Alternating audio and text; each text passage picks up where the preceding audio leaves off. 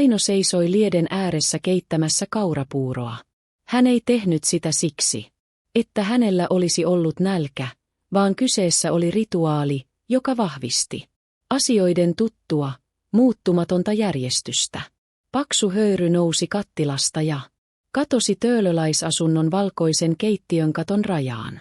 Aino tuijotti höyryä lasittuneella, poissa olevalla katseella, aivan kuin olisi yrittänyt hahmottaa näistä aineettomista pilvistä oman elämänsä ääriviivat.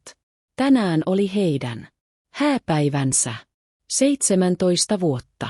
Ei tasavuosia, ei juhlaa fanfaareilla ja sampanjalla, vaan pikemminkin pelkkä virstanpylväs, joka merkittiin kalenteriin. Tottumuksesta kuin vuosittainen palovaroittimen tarkastus. Oma ajatukseni. Tässä vaiheessa tarinaa tunnen syvää myötätuntoa Ainoa kohtaan. Tämä alun arkisuus on raastavaa. Se kuvaa täydellisesti sitä, miten pitkässä parisuhteessa ihminen voi kadottaa itsensä rutiineihin, muuttua pelkäksi huonekaluksi omassa kodissaan. Keittiön ovi aukesi tutulla, rasittavalla narahduksella. Ovi, jonka korjaamista hänen miehensä Sakari oli luvannut jo 5 vuoden ajan. Sakari oli jo pukeutunut täydellisesti istuvaan, kalliiseen tumman harmaaseen mittatilauspukuun. Hän kiinnitti vauhdissa kalvosinnapejaan ohuita platinakoruja, joissa oli pieniä mustia onyksikiviä. Ne olivat lahja viime joululta. Nyt Aino alkoi aavistaa, keneltä. Sakarin katse lipui arvioivasti pitkin Ainon vanhaa aamutakkia, joka oli kerran ollut pehmeä ja pörröinen, mutta nyt vain kulahtanut ja pysähtyi hänen laittamatomiin, suttuiselle nutturalle sipaistuihin hiuksiinsa. Sakarin huulille kohosi tuttu, tuskin havaittava hymy, sekoitus inhoa ja alentuvaa ylemmyyden tuntoa. Älä unohda, illalla on illallinen ravintola Savoissa. Tasan kello 6. Älä myöhästy ja pukeudu. Hän piti teatraalisen tauon, etsien oikeaa sanaa ja tähdäten suoraan arkaan paikkaan, edustavasti. Paikalla on tärkeitä ihmisiä, sijoittajia Tukholmasta. Minä pukeudun aina asiallisesti, Aino vastasi hiljaa, melkein kuiskaten, irrottamatta katsettaan puurosta, jota hän sekoitti mekaanisesti puukauhalla. Asiallinen ei riitä, Aino, Sakari sivalsi, ikään kuin olisi katkaissut tarpeettoman oksan. Hän käveli mokkamasterin luo. Hänen liikkeensä olivat tarkkoja ja energisiä, täynnä sitä päämäärätietoisuutta, jota Ainosta puuttui. Laita se andiatan sininen mekko tai se musta, jossa on avoin selkä. Mutta älä niitä omia muodottomia, khakinvärisiä säkkejäsi. Näytät niissä perunasäkiltä. Se sininen mekko on minulle liian pieni, Sakari, Aino sanoi lopulta nostaen katseensa ja tuijottaen suoraan miehensä selkään, puvuntakin täydelliseen prässiin, jonka hän oli edellisenä iltana hakenut pesulasta. Olen sanonut sinulle, laihduta sitten, mies heitti olan yli kaataessaan kalliiseen arabian kuppiin tummapaahtoista kahvia. Kahvin vahva tuoksu täytti keittiön ja peitti puuron tuoksun alleen. Sinun iässäsi ei saa päästää itseään rupsahtamaan. Kyse on itsekurista. Katso nyt vaikka Veeraa toimistolta joka aamukello 6 Esportissa triinaamassa. Näyttää ikäisekseen aivan upealta. Kukaan ei antaisi hänelle yli 25. Veeran nimi tässä talossa oli symboli kaikelle, mitä Ainolla ei ollut. Nuoruudelle, energialle, moitteettomalle ulkonäölle ja kunnianhimolle uralla. Aino tunsi, kuinka jokin kylmä ja raskas puristui kokoon hänen sydämensä alla. Syvimmässä sopukassa, minne kaikki hänen vanhat, parantumattomat haavansa oli piilotettu. Analyysi. Sakarin käytös on klassista henkistä väkivaltaa ja narsismia. Suomalaisessa tasa-arvoisessa yhteiskunnassa tällainen vaimon alistaminen ja ulkonäön kommentointi on erityisen irvokasta.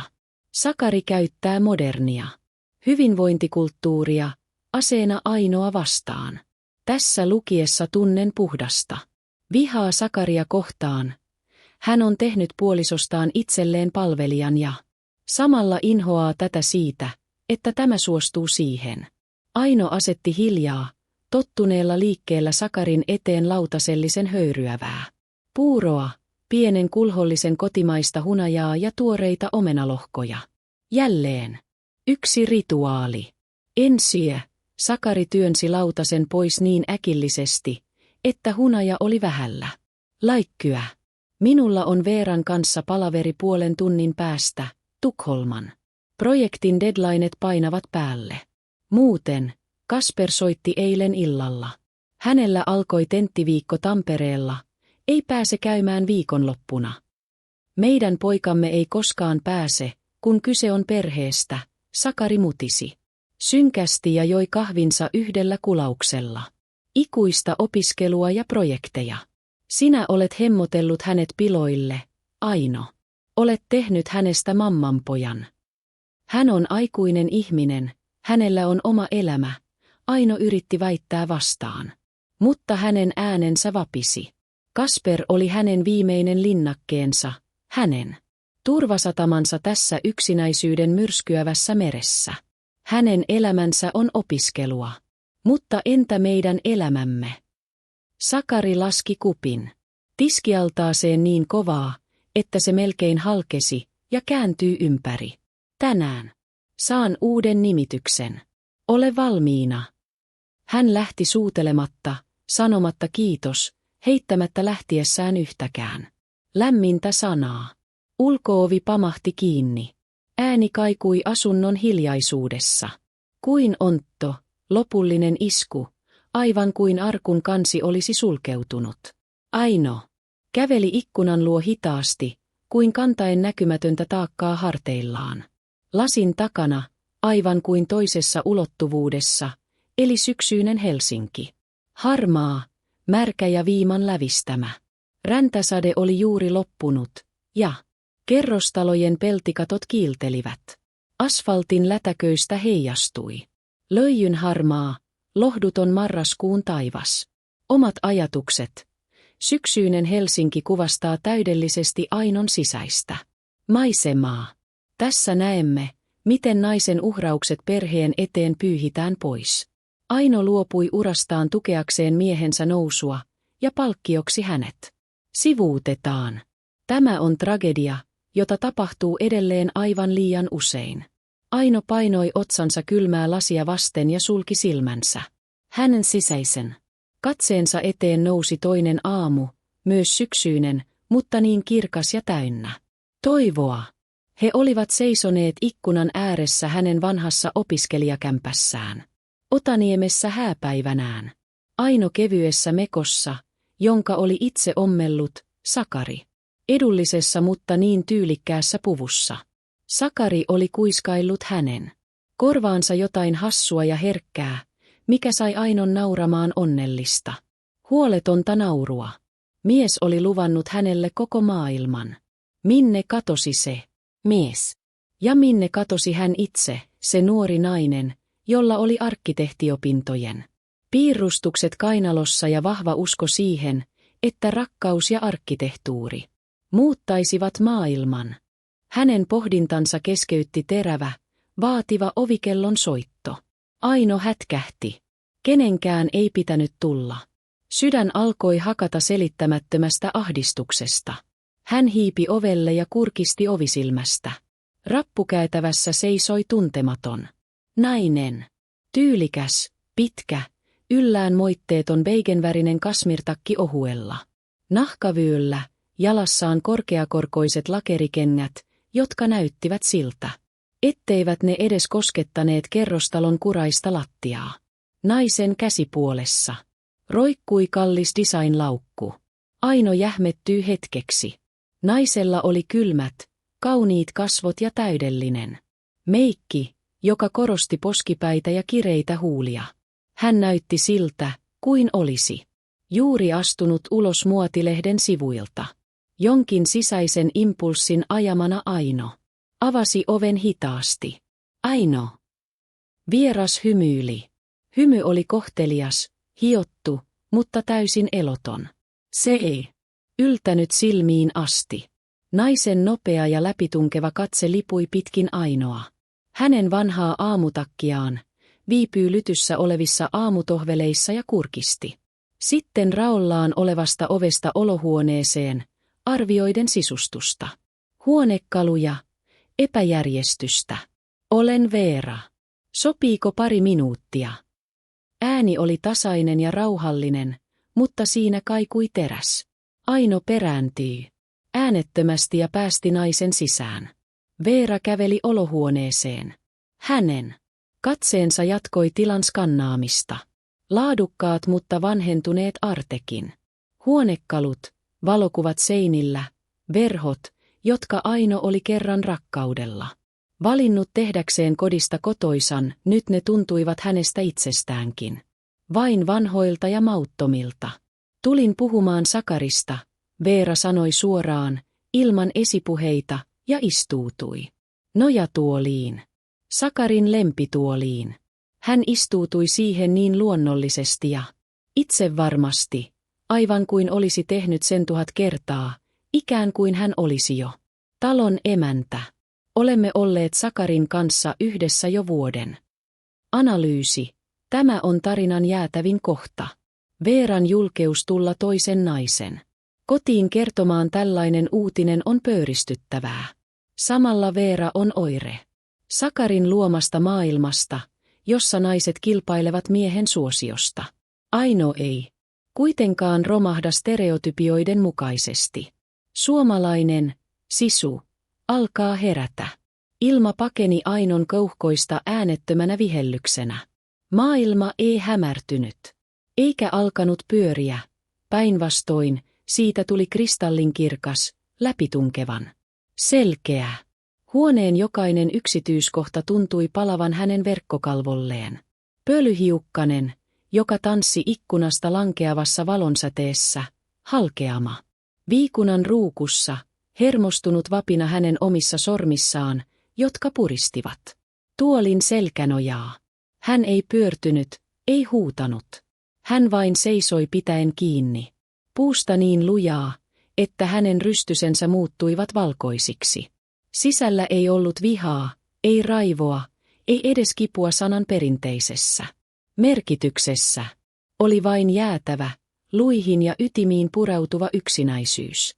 Se oli ollut täällä aina, kaikki nämä 17 vuotta.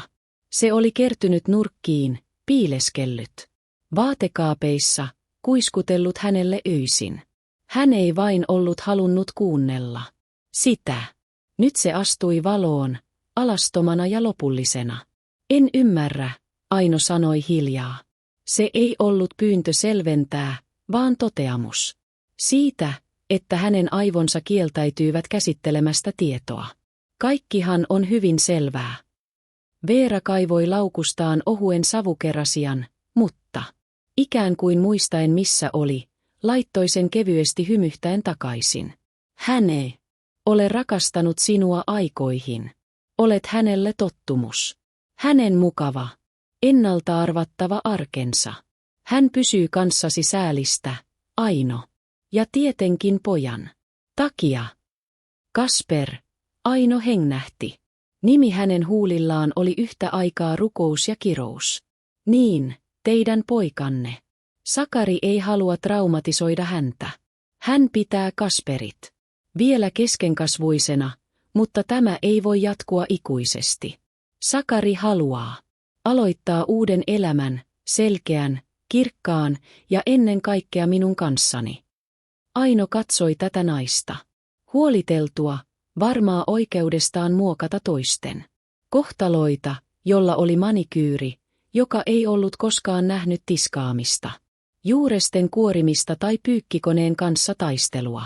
Ja tuona hetkenä Aino ei tuntenut häntä kohtaan vihaa tai inhoa, vain outoa, lähes kliinistä etäisyyttä. Ja jäätävää yksinäisyyttä, joka oli nyt muuttunut absoluuttiseksi. Miksi sinä kerrot tämän minulle? Aino kysyy, ja hänen oma äänensä kuulosti vieraalta, tasaiselta ja ontolta, aivan kuin se olisi tullut paksun vesimassan alta. Jotta ymmärtäisit. Jottet roikkuisi kiinni illuusioissa tai elättelisi toiveita. Jottet nostaisi kohtausta tänään hääpäivänänne, kun hän ilmoittaa kaikille päätöksestämme. Lähdemme Tukholmaan viikon kuluttua. Sakarille avataan sinne uusi yksikkö. Veera nousi ylös. Hänen katseensa lipui huoneen poikki ja pysähtyi kevyen inhon vallassa tekokukkiin lipaston päällä. Aino oli aikoinaan rakastanut aitoja kukkia, mutta Sakarin mielestä niistä lähti roskaa ja allergiaa. Suosittelen, ettet järjestä skandaalia. Säilytä edes rippeet arvokkuudestasi. Hän poistui olohuoneesta ja suuntasi ovelle. Ovi sulkeutui hänen perässään lukon. Hiljaisella, mutta korvia huumaavalla naksahduksella. Aino jäi yksin keskelle olohuonetta. Hiljaisuus täytti jälleen asunnon. Se soi ja soi kuin äärimmilleen. Viritetty kieli, joka oli valmis katkeamaan pienimmästäkin kosketuksesta. Omat ajatukset. Rakastan Ainon reaktiota tässä. Se on äärimmäisen suomalainen. Ei italialaista draamaa, ei astioiden rikkomista, vaan hiljainen, analyyttinen shokki, josta nousee harkittu toiminta. Veera luulee olevansa tilanteen herratar, mutta todellisuudessa hän on vain katalyytti Ainon heräämiselle. Hän käveli suuren perhekuvan luo, joka oli seinällä puisessa kehyksessä. Siinä olivat hän ja Sakari nuorina ja hymyilevinä, ja heidän välissään 5-vuotias Kasper, jonka poskella oli sulanutta suklaajäätelöä. He kaikki 3 katsoivat kameraan niin säteilevillä, onnellisilla kasvoilla. Kaikki tämä oli osoittautunut valheeksi. Ehkei siinä nimenomaisessa hetkessä, mutta perspektiivissä siinä, mitä tulisi tapahtumaan myöhemmin, yhtäkkiä hänen huoneessa harhaileva katseensa, joka etsi kiinnekohtaa, osui suureen pahvilaatikkoon eteisen yläkaapin perukoilla. Hän oli unohtanut sen olemassaolon aikoja sitten. Se oli jotain, mikä oli siirretty tuonnemmaksi. Hän haki lyhyet tikkaat ja veti laatikon vaivalloisesti alas. Pöly nousi ilmaan ja sai hänet aivastamaan. Laatikossa makasi hänen menneisyytensä. Se, mitä oli jäljellä siitä toisesta Ainosta. Mekkoja, joita hän käytti ennen avioliittoa ja ensimmäisinä vuosina sen jälkeen. Kirkkaita, rohkeita, epätavallisesti leikattuja, ei sellaisia käytännöllisiä, mukavia ja asiallisia vaatteita, jotka nyt roikkuivat vaatekaapissa. Siellä oli kansio täynnä diplomeja ja todistuksia. Aalto-yliopiston arkkitehtuurin osaston kiitettävä diplomityö. Sertifikaatteja kansainvälisistä kilpailuista. Hän oli ollut lupaava, nouseva arkkitehti. Alan konkarit olivat ylistäneet hänen taitään. Mutta sitten syntyi Kasper. Sitten tuli omakotitalohaaveet ja Sakarin nousukiidossa oleva ura, joka vaati taustalleen täydellisen, moitteettoman kulissin. Vaimon, joka ei käy töissä, näyttää aina hyvältä, ylläpitää kodin lämpöä eikä kysele liikoja. Aino oli siirtänyt omat piirustuksensa, oman kunnianhimonsa ja suunnitelmansa Ö-mappiin. Tuo mappi osoittautui niin syväksi, että hän itsekin unohti, mitä sinne oli kätketty. Analyysi. Tämä on tarinan ydin. Äiteyden ja vaimouden alttarille uhrattu potentiaali. Kun Aino avaa tuon laatikon, hän ei löydä vain vanhoja tavaroita, vaan oman sielunsa. Aino nosti laatikosta yhden mekon. Tummansinisen, raskaasta, laskeutuvasta, silkistä tehdyn. Yksinkertaisen, mutta leikkaukseltaan virheettömän, ilman yhtäkään ylimääräistä yksityiskohtaa. Hän oli ostanut sen ensimmäisellä kunnon palkallaan menestyvässä arkkitehtitoimistossa. Se oli silloin maksanut omaisuuden, mutta hän ei ollut voinut vastustaa sitä. Se oli symboloinut hänen itsenäisyyttään, hänen kykyjään, hänen tulevaisuuttaan. Hän painoi mekon kasvoilleen, mutta menneisyyden tuoksu, hajuvedet, toiveet ja nuoruus olivat haihtuneet kauan sitten, tehden tilaa naftaliinin ja pölyn hajulle. Hän riisui aamutakkinsa ja puki mekon ylleen. Se istui kuin valettu, aivan kuin se olisi odottanut tätä hetkeä kaikki nämä 17 vuotta. Ja silloin hänessä naksahti jokin. Se jää, joka oli kahlinnut hänet sisältä Veeran vierailun myötä, alkoi murtua räsähdellen ja vaihtua kuumuudeksi. Ei raivon tai koston himon kuumuudeksi, vaan rauhallisen, kylmän päättäväisyyden poltteeksi. Hän ei antaisi miehen heittää itseään pois kuin vanhaa, palvellutta roinaa. Hän ei antaisi tuon naisen katsoa itseään ylhäältä päin kuin luuseria. Hän ei antaisi nöyryyttää itseään miehensä elämän juhlassa. Aino käveli makuuhuoneeseen omalle vaatimattomalle lipastolleen, joka seisoi Sakarin valtavan vaatekaapin varjossa. Alimman laatikon perimmäisessä nurkassa, siististi viikatun alusvaatepinon alla, oli paksu kirjekuori. Siellä oli rahaa. Hänen omia rahojaan.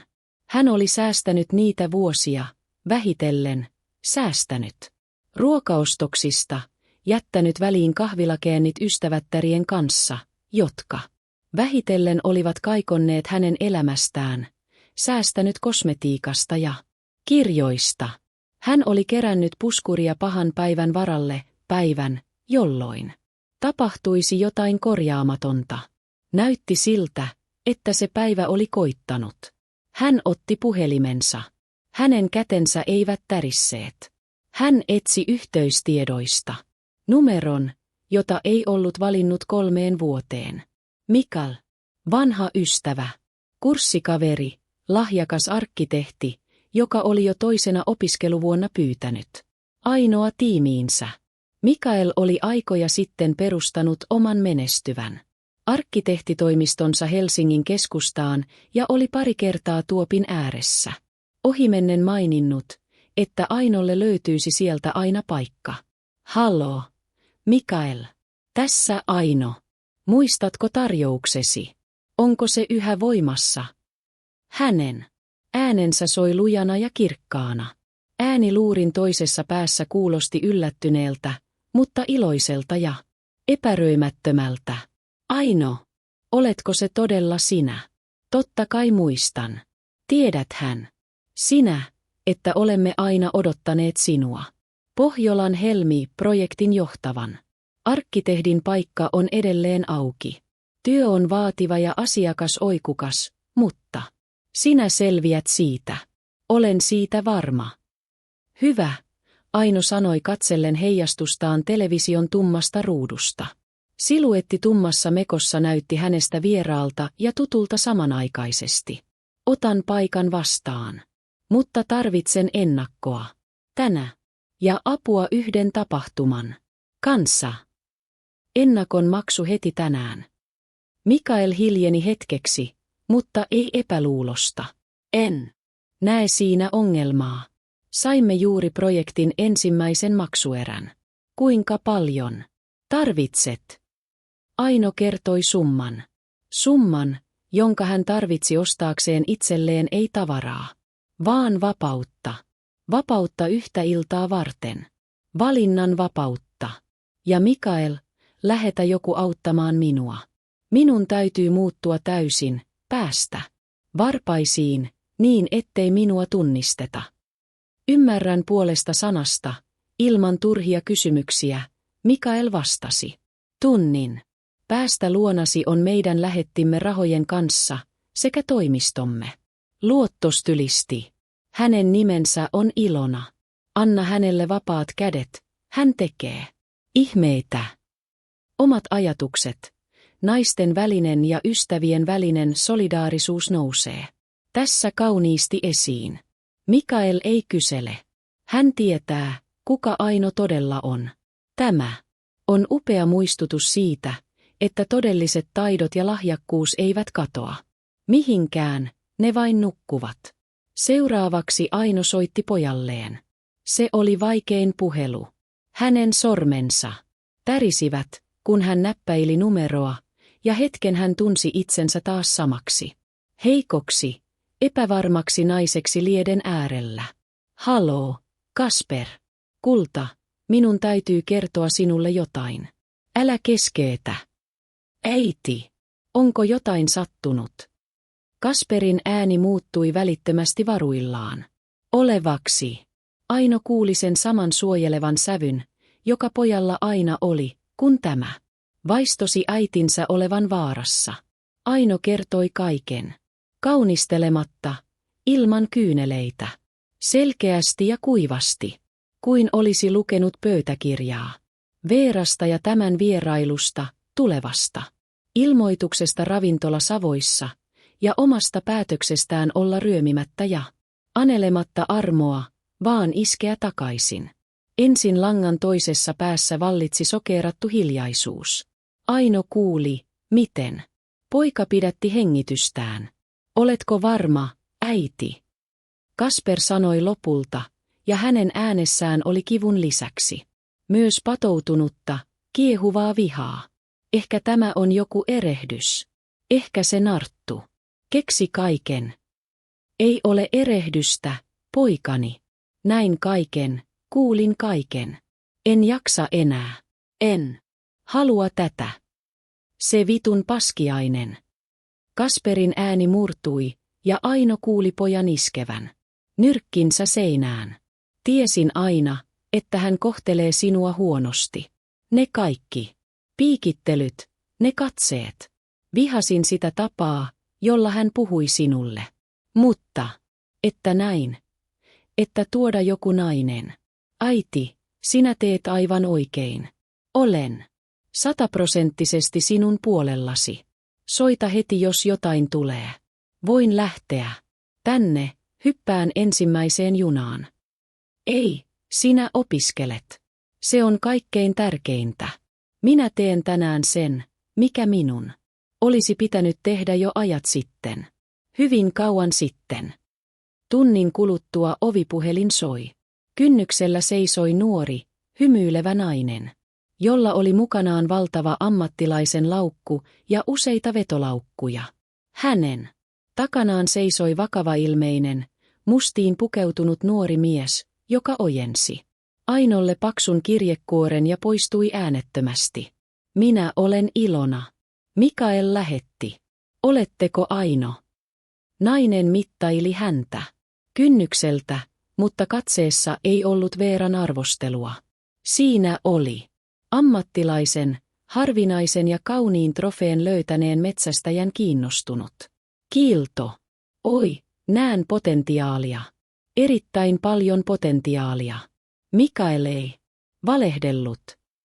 Ilona ei tuonut mukanaan vain meikkilaukkua, hän toi kokonaisen kauneuden ja muodonmuutoksen arsenaalin.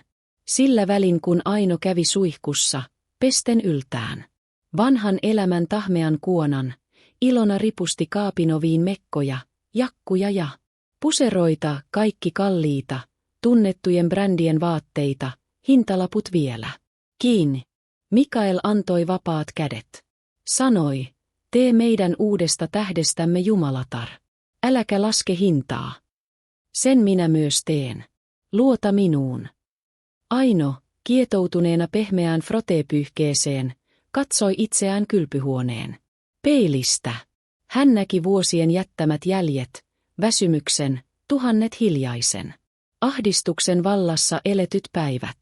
Rypyt silmäkulmissa, hieman samentunut iho, suru huulien pielissä. En tiedä onnistuuko se. En ole enää se sama nainen, Aino sanoi. Onnistuu. Ilona vastasi varmasti ja alkoi harjata Ainon märkiä hiuksia. Tärkeintä on halu, ja minä näen sen sinun silmissäsi. Olet kuin nukkuva leijona, joka on juuri herännyt ja on hyvin nälkäinen. Minun tehtäväni on auttaa sinua nappaamaan saaliisi. Ja he aloittivat. Ilona ei toiminut vain stylistinä. Hän oli taikuri, kuvanveistäjä, psykologi.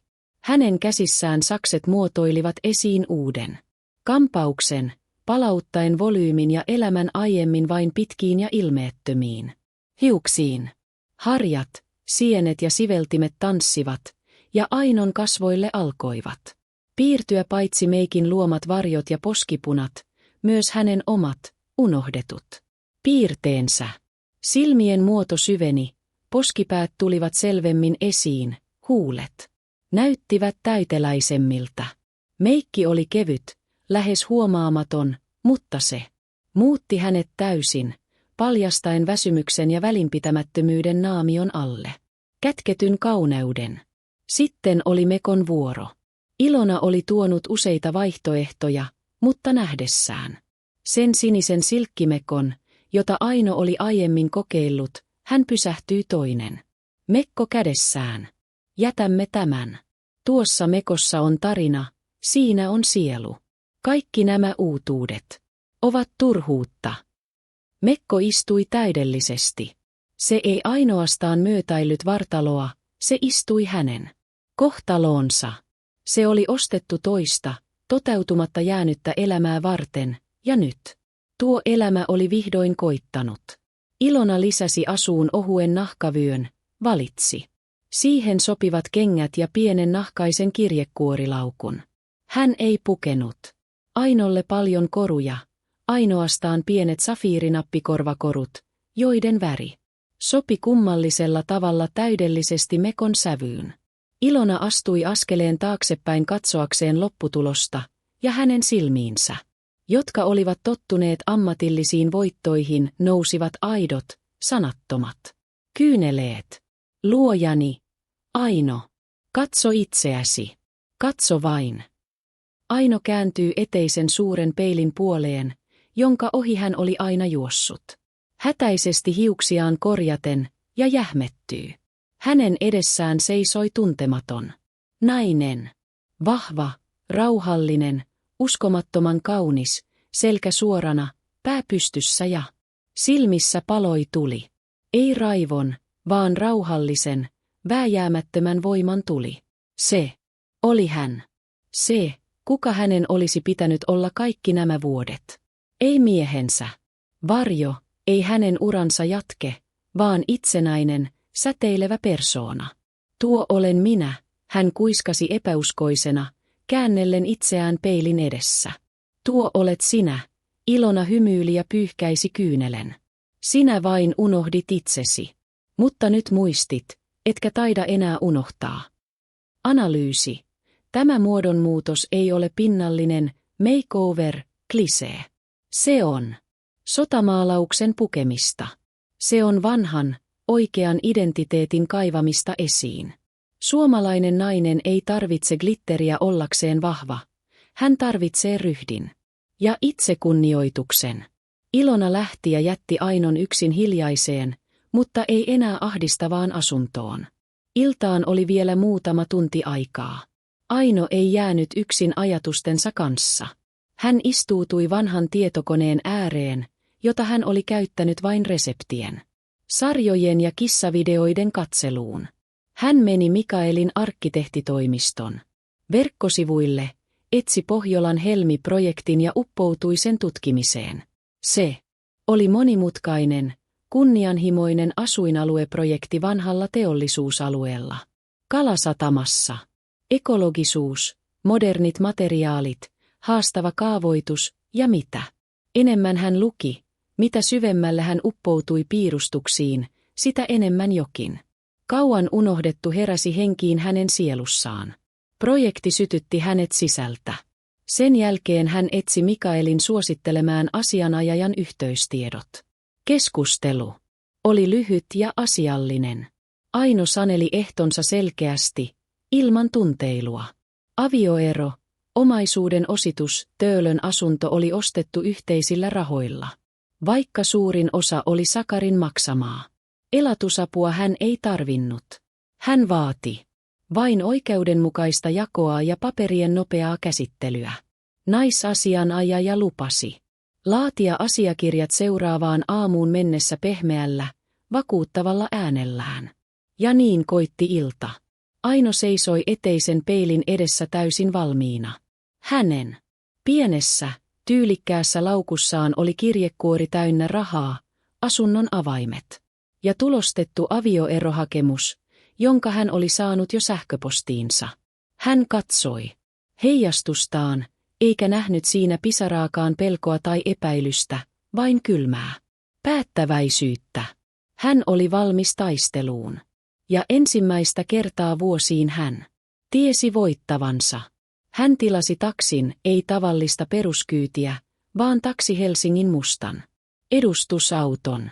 Matka ravintola Savoyihin tuntui hänestä samanaikaisesti loputtoman pitkältä ja yhdessä silmänräpäyksessä ohi kiitävältä. Hän ei ajatellut sitä, mikä häntä odotti. Hän ei harjoitellut sanoja. Hän yksinkertaisesti tiesi, mitä tekisi. Jokainen liike, jokainen katse, jokainen äänenpaino oli hiottu sen sisäisen muodonmuutoksen myötä, joka hänelle oli päivän aikana tapahtunut.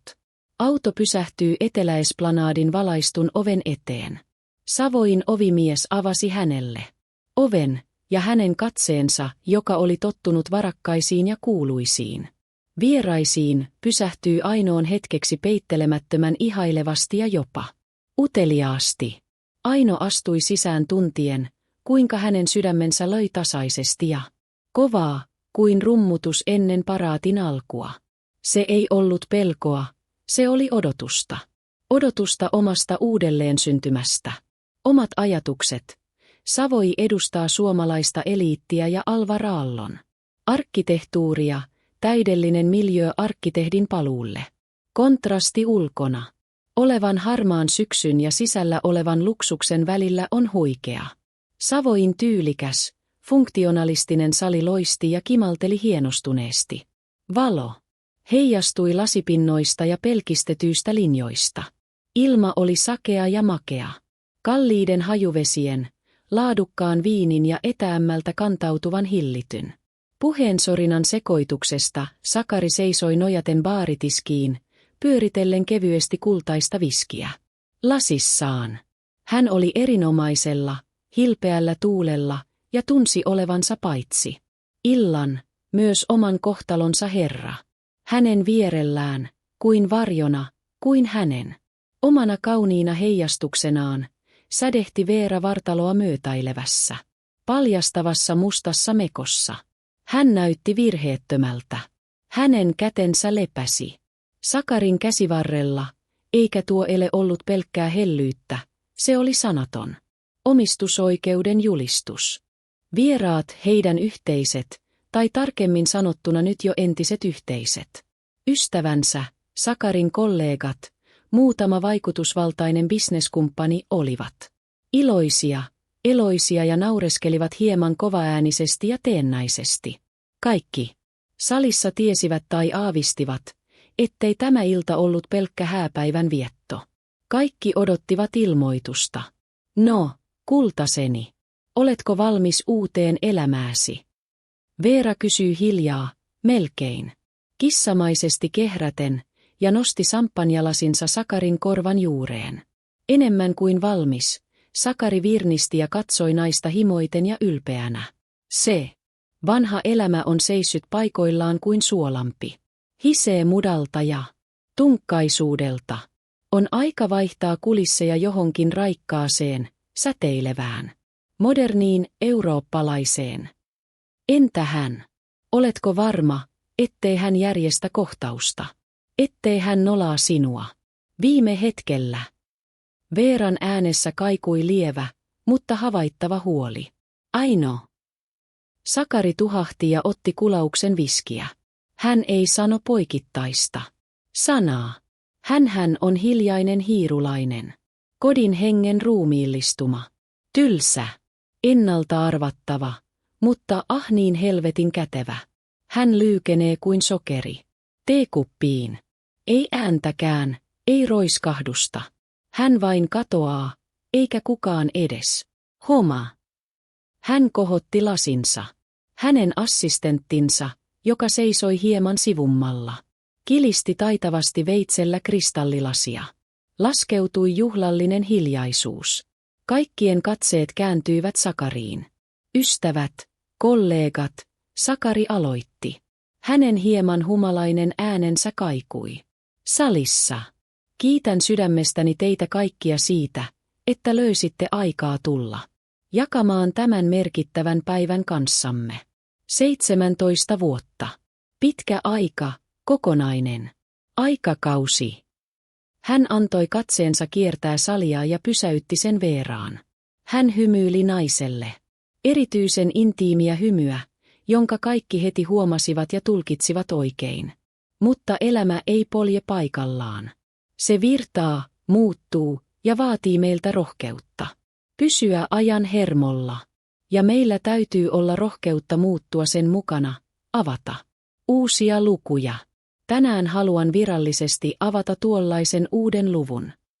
Hän piti tauon nauttien kaikkien huomiosta, tuntien itsensä ohjaajaksi, joka on juuri laskemassa kätensä ja antamassa lähtölaukauksen suurelle näytelmälle. Jotkut vieraista vilkuilivat toisiaan merkitsevästi, toiset nyökyttelivät hyväksyvästi. Joskus ihmissuhteet, olivatpa ne kuinka pitkiä tahansa, tulevat tiensä päähän. Niistä tulee muodollisuuksia, painolastia, joka vetää pohjaan eikä anna siipien eueta. Ja silloin on löydettävä itsestään voimaa päästää irti menneisyydestä. Vaikka se olisi kuinka rakas, antaakseen tilaa tulevaisuudelle. Tulevaisuudelle, joka on täynnä värejä, intohimoa ja inspiraatiota. Hän otti ison kulauksen viskiä. Hänen äänensävynsä, aina niin itsevarma, muuttui hieman alentuvaksi, ivalliseksi, ikään kuin hän olisi jakanut läsnäolijoiden kanssa jonkin pikantin, hieman rivon salaisuuden. Vaimoni Aino. Hän on eittämättä hieno nainen. Uskollinen, huolehtiva.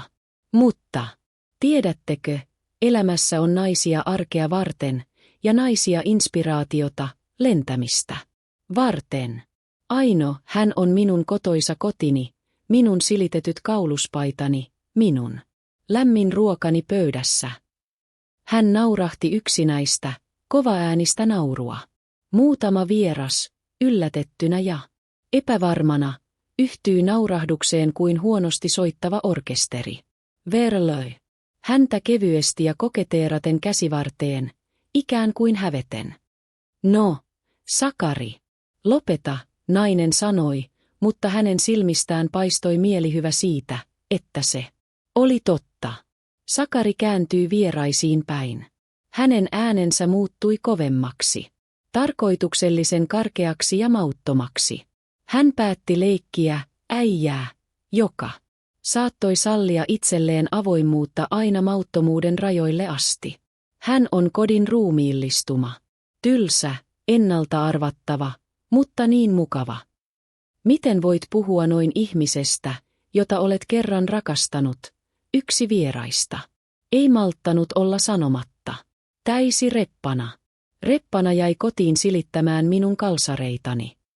Hän lausui tämän likaisen, nöyryyttävän lauseen säestäen sitä äänekkäällä, mauttomalla rörhönaurulla. Mutta nauru hyytyy hänen huulilleen. Se ei saanut tukea. Salissa vallitsi kuollut, soiva hiljaisuus. Vieraat käänsivät katseensa pois. Joku yski, joku tuijotti viinilasiaan syvän vaivaantumisen ja myötähäpeän vallassa. Jopa kaikkein uskollisimmat bisneskumppanit katsoivat häntä moittien. Lause jäi leijumaan ilmaan, raskaana ja kovaäänisenä kuin paha haju. Se oli nöyryyttävä paitsi Ainolle, myös kaikille läsnäolijoille, jotka oli pakotettu todistamaan tätä alennustilaa. Jopa Veera jähmettyy paikalleen vahamainen hymy kasvoillaan, tajuten, että Sakari oli ylittänyt kaikki sallitut rajat ja muuttanut potentiaalisen riemuvoiton farssiksi. Analyysi. Tämä on klassinen suomalainen, myötähäpeä, hetki.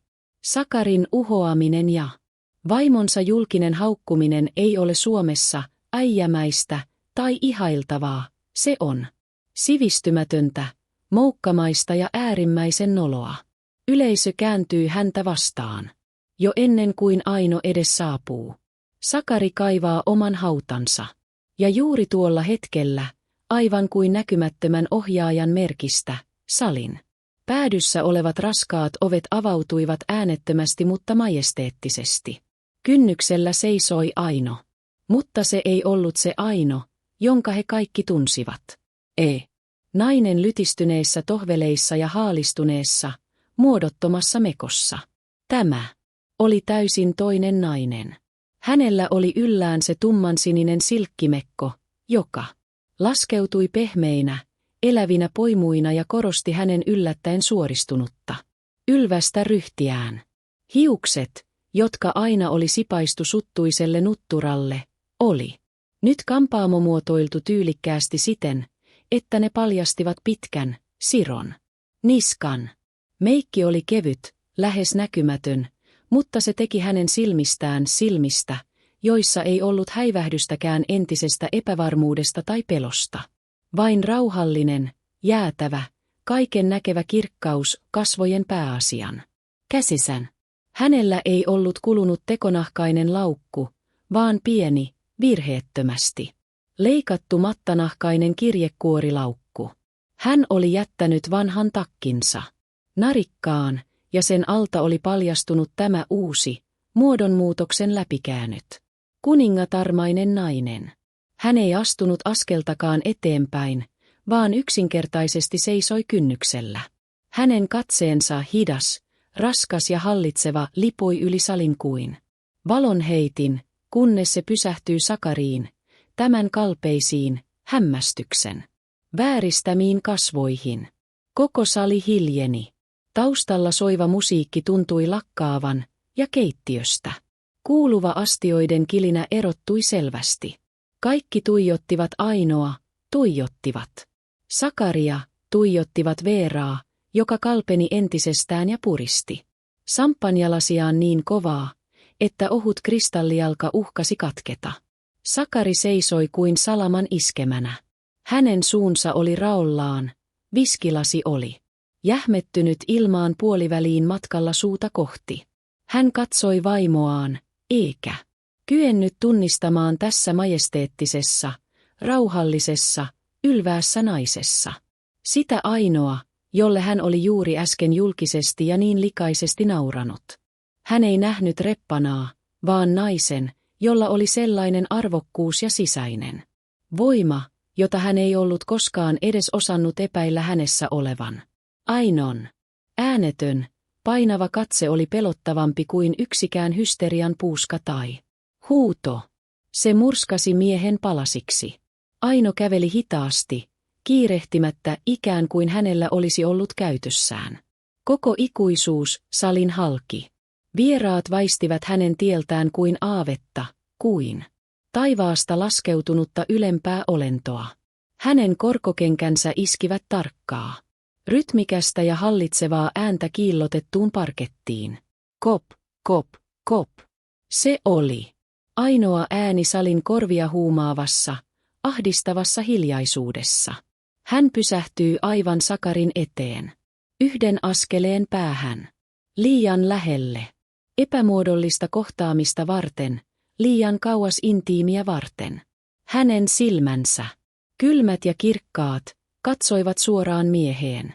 Ei vihaa, ei miehen odottamia kyyneleitä, vain välinpitämätöntä, jäätävää halveksuntaa. Sinä tulit, Sakari sihahti, yrittäen koota itsensä ja kerätä kokoon pirstoutuneen itsetuntonsa rippeet. Hänen kasvoilleen nousi syvä häpeän puna. Me puhuimme. Kuulin kaiken, Aino keskeytti hänet. Hänen äänensä oli hiljainen, mutta matala ja samettinen, ja se kantautui salin perimmäiseen nurkkaan asti. Se oli tasainen ja kova kuin teräs, jokainen sana äärimmäisen selkeä. Todella opettavaista. Opin itsestäni paljon uutta. Hän käänsi päätään Veeraan päin, joka yritti esittää tutkivansa parketin. Kuviointia. Veera, te taidatte aamulla toivoa, että säilyttäisin arvokkuuteni.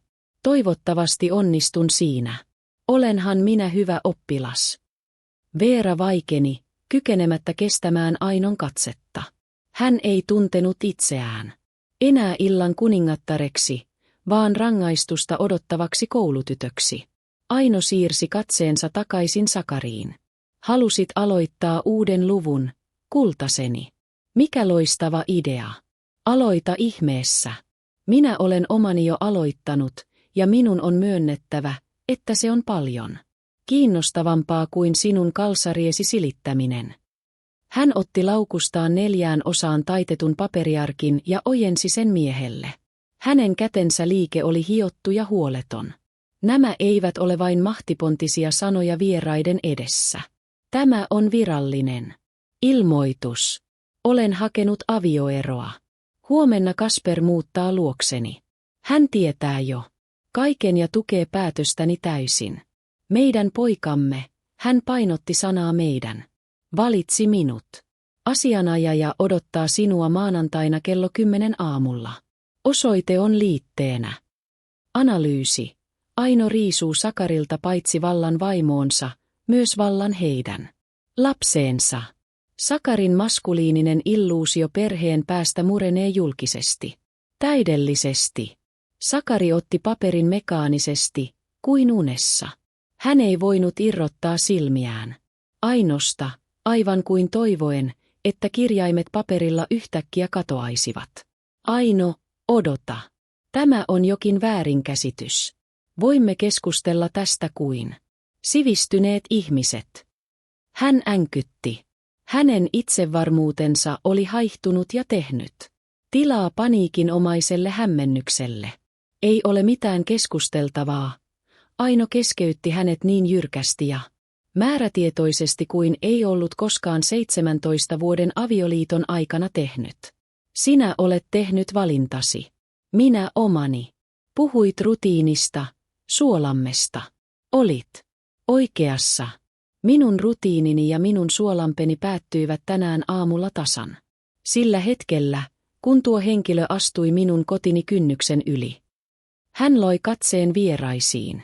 Jotkut, kohdattuaan hänen katseensa, laskivat silmänsä. Toiset katsoivat häntä peittelemättömän kunnioittavasti ja jopa ihaillen. Hän näki heidän silmissään paitsi myötätuntoa, myös hyväksyntää. Pyydän anteeksi, että keskeytin juhlanne. En halunnut häiritä. Jatkakaa. Reppana poistuu paikalta. Hän kääntyy lähteäkseen. Hänen tehtävänsä oli suoritettu. Mutta Sakari, havahduttuaan sokista ja tunnettuaan hirvittävän nöyryytyksen piston, tarttui vaistomaisesti ja voimalla häntä käsivarresta kyynärpään yläpuolelta. Miehen kasvoja vääristi vihan, paniikin ja inhon sekoitus. Minne sinä menet? Luuletko voittaneesi jotain? Luuletko, että nämä ihmiset uskovat sinua? Sinä olet pelkkä nolla ilman minua. Olet köyhä, yksinäinen öykko. Kuolet köyhyyteen ja unohdukseen. Aino irrotti kätensä miehen otteesta hitaasti, uskomattoman kylmällä arvokkuudella. Hänen liikkeensä oli niin varma, että Sakari avasi sormensa. Melkein refleksinomaisesti. Minä olin yksinäinen sinun kanssasi, Sakari. Se on paljon pelottavampaa kuin mikään taloudellinen köyhyys. Ja mitä rahaan tulee? Hän piti pienen, täydellisesti ajoitetun tauon, antaen sanojensa upota jokaisen läsnäolijan tajuntaan. Älä huolehdi minun taloudellisesta pärjäämisestäni. Allekirjoitin tänään iltapäivällä työsopimuksen. Palaan arkkitehdiksi. Aloitan Mikaelin toimistossa, johtavana arkkitehtinä Pohjolan Helmi-projektissa. Minun ennakkomaksuni, hän piti jälleen tauon ja katsoi miestä suoraan silmiin. Ylittää jo nyt sinun kuukausipalkkasi. Joten silitä kalsarisi itse, kultaseni. Tai pyydä muusaasi tekemään se.